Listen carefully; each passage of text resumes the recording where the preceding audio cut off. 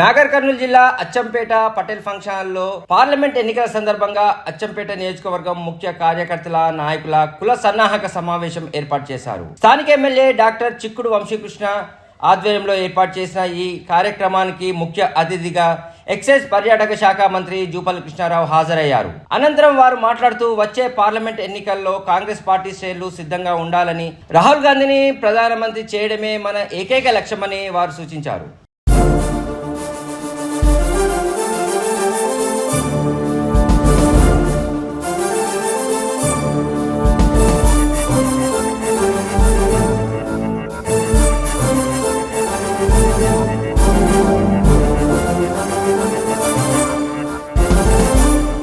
Doctor Vamsikrishna గారు, అట్లాగే AICC కార్యదర్శి గారు, గౌరవ మాజీ శాసనసభ్యులు అలంపూర్ సంపత్ కుమార్ గారు, మొన్నటిదాకా పెద్దల సభ సభ్యులు, ఇప్పుడు శాసనసభ్యులు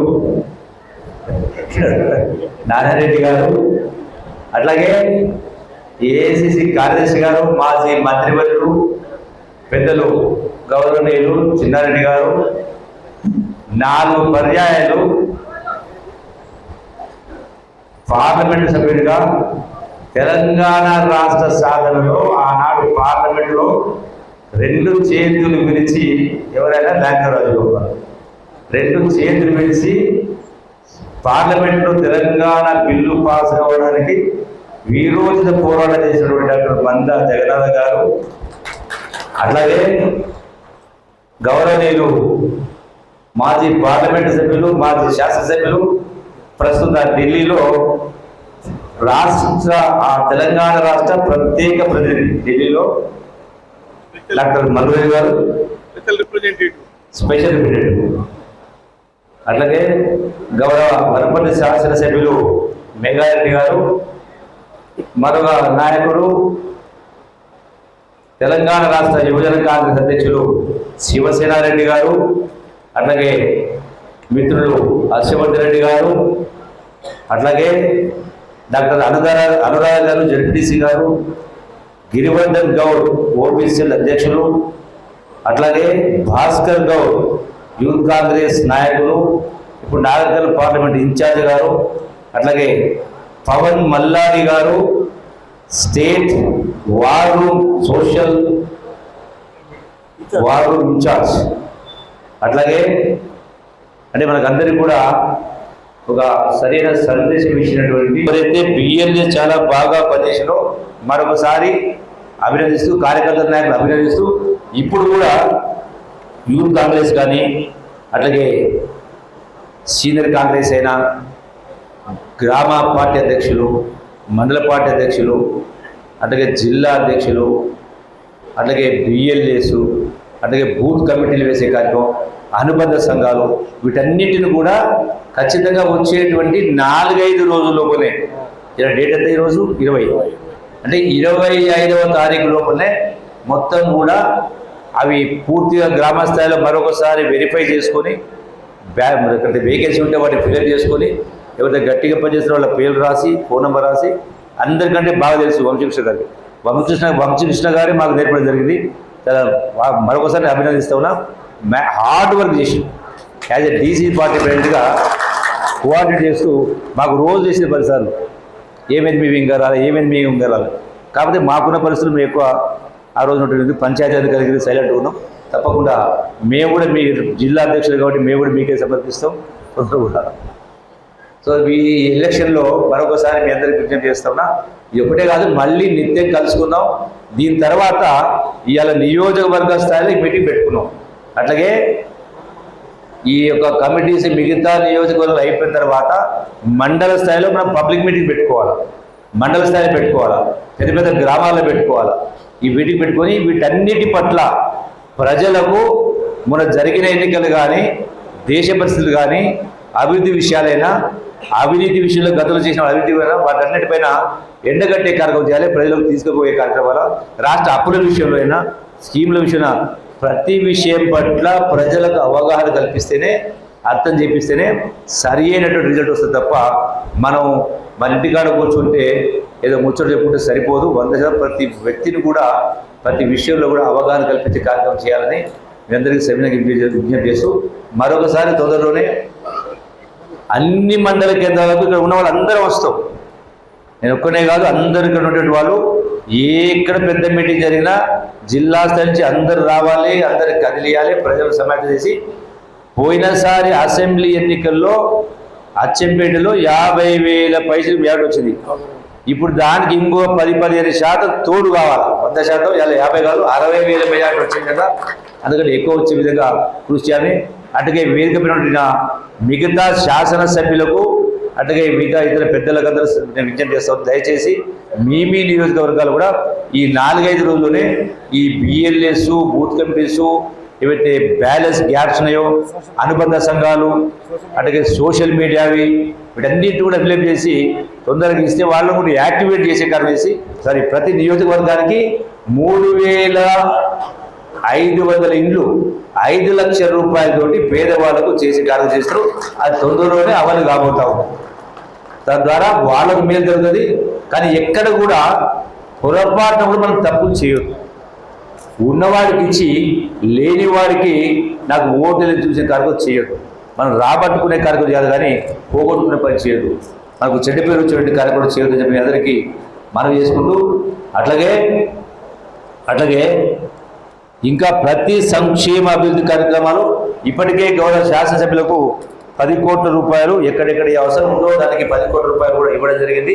అది జిల్లా ఇన్ఛార్జి మంత్రి ఆధ్వర్యంలో అవన్నీ కూడా మంజూరైతే. ఇవే కాకుండా దీంతో పాటుగా ముఖ్యంగా ఏదైతే ప్రస్తావించిందో వంశీకృష్ణ గారు కానీ మల్రావు గారు కానీ అచ్చంపేట నియోజకవర్గానికి సంబంధించి ప్యాకేజీ 30లో మొత్తం 90,000 ఎకరాలు. ఇందులో ఒక 15,000 ఎకరాలు మాత్రం సుమారుగా కొలాపకుండా మిగతా 70-75,000 ఎకరాలు అచ్చంపేటకు రావాలి. నేను మంత్రిగా ఉన్నప్పుడే వెంటబడి చేస్తే ఒక స్థాయి తీసుకోవడం అనేది కొంత రావడం అనేది ఇంకా కొంత మిగిలిపోయింది. మరి 5 సంవత్సరాలైనా మరి ఎగిరెగిరి పడ్డ ఎమ్మెల్యే, పొడుగు మాటలు మాట్లాడిన ఎమ్మెల్యే ఒక్క అడుగు, 1 ఇంచు కానీ 1 కిలోమీటర్ కాలం జరిగింది ఏదైనా? 1 రూపాయి వచ్చిన పని జరిగిందా? జరగలే. అంటే ఎంతసేపు వాడు పైసలు లెక్క పెట్టుకోవడం తప్ప విరవిగడం తప్ప ప్రజల సమస్యల పట్ల వాళ్ళు పట్టించుకున్న పాపన పోలే. అందుకనే ఇలా వాళ్ళకి ఆగతి పడేది. ఈరోజు మనం మళ్ళీ పాలకులుగా మీ ముందుకు, పాలకులుగా సేవకులుగా మీ ముందుకు రావడం జరిగింది. ఖచ్చితంగా గౌరవ వంశీకృష్ణ గారు చెప్పినట్టుగా వచ్చేటువంటి ఈ ఎలక్షన్ నోటిఫికేషన్ కంటే మొదలే ఇవి వచ్చే 4-5 రోజులు అవుతున్నాయి. హైదరాబాద్లో సంబంధిత ఇంజనీర్ల అధికారులందరినీ ఏఈ నుంచి ఈఎన్సీ దాకా ప్రిన్సిపల్ సెక్రటరీతో పాటుగా గౌరవ ఇరిగేషన్ శాఖ మంత్రులు ఉత్తమ్ కుమార్ గారి సమక్షంలో సమీక్ష చేసి గౌరవ ముఖ్యమంత్రి గారికి నివేదించే కార్యం చేసి దీన్ని ఈ కాలను పూర్తి చేసి ఈ యొక్క కేఎల్ఏ ప్యాకేజ్ 30 ద్వారా 70,000 పైచులకు ఎకరాలకు వచ్చే విధంగా 100% వెంటబడి మేమిద్దరం కూడా అందరం కూడా కలిసి అలాగే కలవకుర్తి నారాయణ గారు చెప్పేది చెప్తున్నారు. మీరు ఉన్నది మర్చిపోలేదు, మిమ్మల్ని మర్చిపోలేదు. మీరు కూడా వేదిక పెరుగుతారు కాబట్టి ఖచ్చితంగా కలవకుర్తి అయినా అచ్చంపేటైనా మొత్తం ఆనాడు ఉన్నటువంటి అవిభక్త మహబూబ్ జిల్లాలో ఉన్నటువంటి ప్రాజెక్ట్ పెండింగ్లో చాలా ఉన్నాయి. ఇక లైన్ కూడా చేయాల్సిన అవసరం ఉంది. అలా ఉన్న కాలంలో కూడా అసలు వాళ్ళు జమ్ము మొలిచి ఒక చుక్క నీళ్ళు ముందుకు పోయే పరిస్థితి లేదు ఉన్న కాలం కూడా. ఆ పరిస్థితి కాబట్టి వీటన్నింటినీ కూడా అత్యంత ప్రాణాధారమైంది నీరే కాబట్టి ఈ యొక్క సాగునీటి ప్రాజెక్టుల పట్ల శ్రద్ధ వహించే కార్యక్రమం చేస్తూ అట్లాగే పాలమూరు ప్రాజెక్టు కూడా వీళ్ళంతా త్వరితగతిన పూర్తి చేసే కార్యక్రమం చేస్తూ అన్నీ కూడా ఈ అభివృద్ధి కార్యక్రమాలు ఖచ్చితంగా చేసే కార్యక్రమం చేస్తే మనం చేసుకుంటూ అట్లాగే వాస్తవ పరిస్థితి అంటే దాచిపెట్టి మూసిపెట్టి చేసి ఈరోజే మాట్లాడుతూ ఉన్నారు. ఎక్కడ మీ 6 గ్యారెంటీలు అంటే 2 నెలలకే ఎక్కడ మీ 6 గ్యారెంటీలు అని మాట్లాడతారు. అంటే మనం ప్రతి గ్రామంలో, ప్రతి మండలంలో, ప్రతి ఈ రాబోయేటువంటి పార్లమెంట్ ఎన్నికల్లో ప్రతి వేదిక పైన ప్రతి నాయకుడు, ప్రతి కార్యకర్త ప్రజలకు వివరించి చెప్పాల్సిన అవసరం ఉంది. మరి 2 లక్షల కోట్ల అప్పు పోయి అలా 8 లక్షల కోట్ల అప్పు అయింది. 2 నెలలు అయింది. పోయి వాళ్ళు చేసిండ్రా?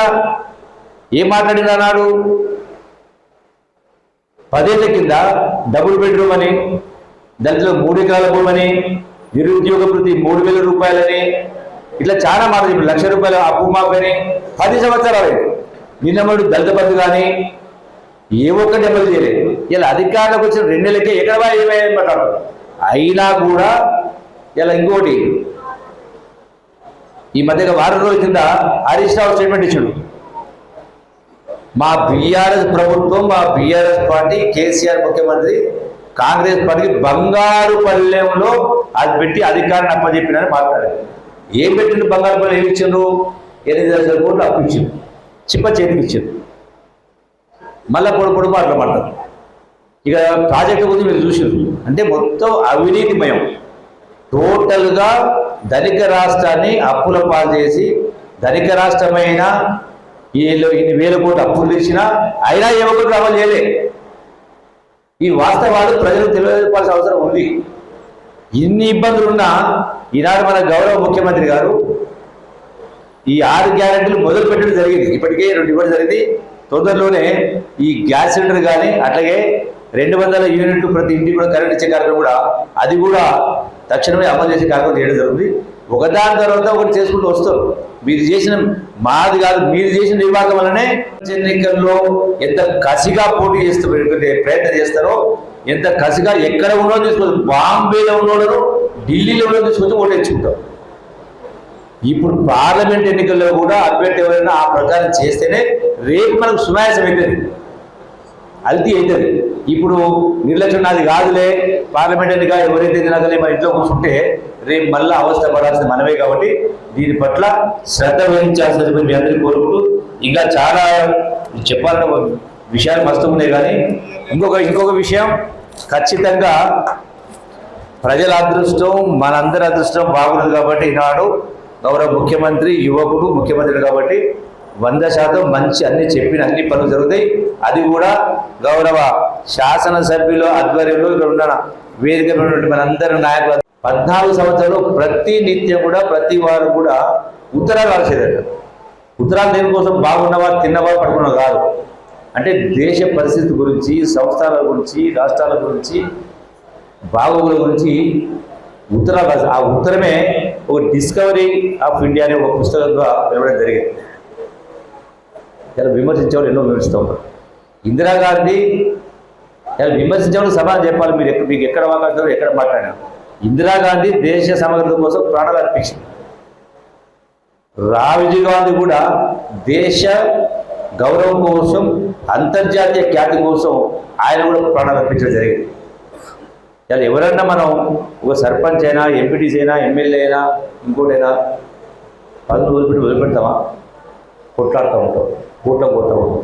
మరి అటువంటిది సోనియా గాంధీ గారికి, రాహుల్ గాంధీ గారికి ప్రధానమంత్రి పదవి వచ్చినా కూడా నాకు వద్దని స్వీకరించలేదు.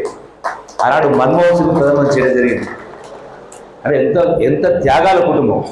వాళ్లకు కలవకుండా పోల్స్తూ మాట్లాడితే ఇవాళ తెలంగాణ వస్తే దళితుల ముఖ్యమంత్రి చేస్తాని కేసీఆర్ కొడుకు, బిడ్డ, అల్లుడు, మేనల్లుడు అందరికీ పదవులు మొత్తం ఊడ్చిండ్రు. తెలంగాణ ఖజానా మొత్తం ఊడ్చేసింది.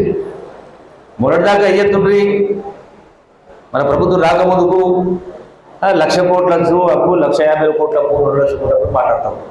మరి జరిగిన పార్లమెంట్ సమావేశం, శాసనసభ సమావేశంలో స్పష్టంగా ముఖ్యమంత్రి గారి సమక్షంలో శాసనసభ రాష్ట్ర మొత్తం చూస్తూ ఉంటే బట్టి విక్రమార్క గారు బడ్జెట్లో చూపించడం జరిగింది. లెక్కలతో సహా 7,11,000 కోట్ల రూపాయల అప్పు, విద్యుత్ సంస్థల అప్పు మరో 81,000 కోట్లు, అంటే మొత్తం కలిపి సుమారు 8 లక్షల కోట్ల అప్పు. అంతకుముందు చెప్తున్న మాట ఇది. కేసీఆర్ మాట్లాడితే నేను పొడిచినా, నరికినా, ఉద్ధరించినా, భారతదేశానికి అగ్రగామిగా రాష్ట్రాన్ని తీసుకుపోయినా ఎవరు చేయలేదని కింద మేడిగడ్డ 1,00,000 కోట్లు, 1,00,000 కోట్ల పైన ఖర్చు పెట్టి ఇలా దేనికి పనికి రాకుండా ఇలా మళ్ళీ మొదటికి వచ్చింది. అంటే ఏ విషయం చూసినా ప్రతి విషయంలో కూడా పరిపాలన అస్తవ్యస్తం జరిగింది. ఆ పరిపాలన అస్తవ్యస్తంగా ఉన్నందుకే కదా అచ్చంపేట కూడా ఏం జరిగింది మనం చూసినాం కదా. జిల్లా చేసినట్టు మాట్లాడారు. జిల్లా చేస్తే గొప్పతనం ఏముంది? 14 నియోజకవర్గాలు కలిపి ఒక జిల్లా ఉన్నప్పుడు కూడా ఇన్ని అన్యాయాలు ఇన్ని అక్రమాలు జరగలే. ఇలా 5 జిల్లాలు చేసినా కూడా ఎన్ని జిల్లాలు చేసిన గొప్ప కాదు, పరిపాలన దక్షత ఉండాలో పెట్టాలి. అది సరైనటువంటి నిజాయితీమైన అధికారం పెట్టాలి. ఇలా మంత్రులు అయినా ఎమ్మెల్యేలు ఏం చేసిన గతంలో మనపడి తెలుసు. చిన్నారెడ్డి గారికైనా మేఘారెడ్డి గారికైనా మరి మేము కూడా మంత్రులు చేసినాం. అంటే ఇష్టారాజ్యంగా ప్రవర్తించి ఎక్కడ పడితే అక్కడ దోపిడీ, ప్రభుత్వ భూములు దోపిడీ, అడ్డగోలు వ్యవహారాలు, లంచాలు, ఇష్టారాజ్యంగా బోగస్ కేసులు, తప్పుడు కేసులు, ప్రజాస్వామ్యాన్ని పాఠం దొక్కిండ్రు. అందుకని ఇవన్నీ గమనించే ప్రజలు సరి అయినటువంటి తీర్పు ఇవ్వడం జరిగింది. అందుకని ఎవరు కూడా అధికారం వస్తే విరవీగొద్దు. అధికారం వస్తుంది పోతుంది, అది మనతో శబాష్ అనిపించుకోవాలి, నాకు మంచి పనులు చేయాలి, నాకు మంచి మాటలు మాట్లాడాలి. రౌడీ లెక్క ప్రవర్తిస్తే ఎవరైనా ప్రజలు బుద్ధి చెప్పే కార్యక్రమం చేస్తారు. కాబట్టి మరి అట్లాగే ఈ రాబోయేటువంటి ఎన్నికల్లో ఇప్పటికే మీకు ఆలస్యం కాబట్టి సగం హాల్ కూడా ఖాళీ కావడం జరిగింది. కాబట్టి ఈ రాబోయే ఎన్నికలు అత్యంత కీలకమైనది, ప్రధానమైనది. ఎంపీల కోసమే కాదు, అభ్యర్థి గెలవడం కోసం కాదు, ఎవరు అభ్యర్థి అయినా కాంగ్రెస్ పార్టీ ఎంపీలుగా గెలిపించాలని బాధ్యత వేదిక పైన ఉన్నందరికీ, వేదిక పొందిన మీ అందరికీ, మనందరి బాధ్యత. ఎందుకంటే వాళ్ళ కోసం కాదు, ఒకటి కాంగ్రెస్ పార్టీని సోనియా గాంధీ గారిని బలోపేతం చేయాల్సిన అవసరం ఉంది. రాష్ట్ర స్థాయిలో గౌరవ ముఖ్యమంత్రి రేవంత్ రెడ్డి గారిని బలోపేతం చేయాల్సిన అవసరం ఉంది. దాంతో పాటుగా మీ గ్రామాల్లో మీ పార్టీని బలోపేతం చేసుకోవాలంటే రేపు ఇది గెలిస్తేనే కదా, ఈ పార్లమెంట్ ఎన్నికలు గెలిస్తేనే దాని తర్వాత తక్షణమే రాబోయేటువంటి సర్పంచ్, ఎంపీటీసీ, ఎంపీపీ ఎన్నికల్లో గెలిస్తేనే ఆ పరిపాలన అనేది సవ్యంగా జరుగుతుంది. ఇక్కడ గౌరవ శాసనసభ్యులు వంశీకృష్ణ గారు ఉన్నా, ఇతర శాసనసభ్యులు ఉన్నా, గ్రామ స్థాయిలో సర్పంచులు, ఎంపీటీసీలు, ఎంపీపీ లేకపోతే మళ్ళీ రోజు పంచాయతీ కార్యం జరుగుతూ ఉంటుంది రకరకాల. అంటే పరిపాలన సవ్యంగా సక్రమంగా జరగాలంటే, పేదలకు న్యాయం జరగాలంటే ఈ వ్యవస్థ అంతా కూడా సక్రమంగా ఉంటే మనకు ఈజీ అవుతుంది. కాబట్టి రేపు మీరు ఎవరు ఎంపీపీ కావాలన్నా, సర్పంచ్ కావాలన్నా, ఎంపీటీసీ కావాలన్నా, సింగిల్ కావాలన్నా, ఏది కావాలన్నా ఇదే ఆధారం.